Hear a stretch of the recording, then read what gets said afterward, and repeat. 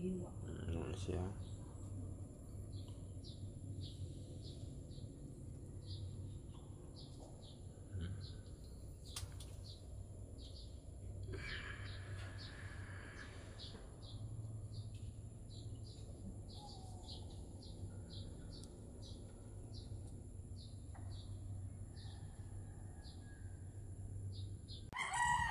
At ngayon mga idol, maluluto tayo ng pantat mga idol.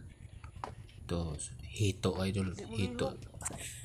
Ito ang masarap na ulam mga idol. Buhay na buhay pa siya. Maluluto tayo kung paano maluluto ng hito. Ito siya oh. Ito na. Ano ko na. Hiniwa-hiwa ko na. Isa lang ano ko. Yan o.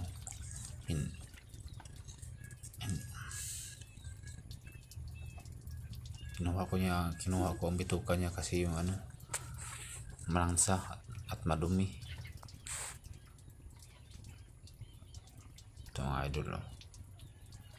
Yung mga tinahin niya pinakain ko sa mga manok kasi kumakain sila ng bituka.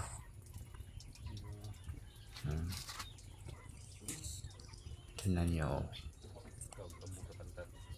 Kumakain ang mga manok ng bituka ng ng hito. Ano ko yan oh.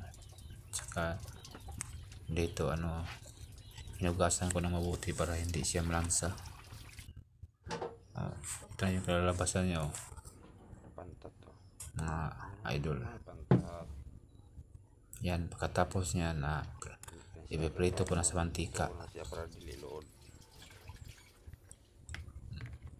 Isang piraso lang yan, isang pirasong hito. Wala nang yan, lamas, lang, mantika lang, asin. Ito na ito na naluto na. Pinito ko na. Pulang-pula na. Parang chicken. Ito na. May naluto na.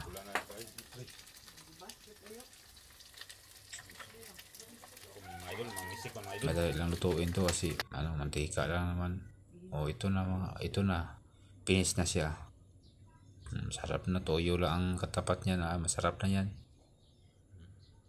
Pulang-pulaw at saka ang taba ng hito. Dito sa Mindanao, maraming hito dito sa Mindanao.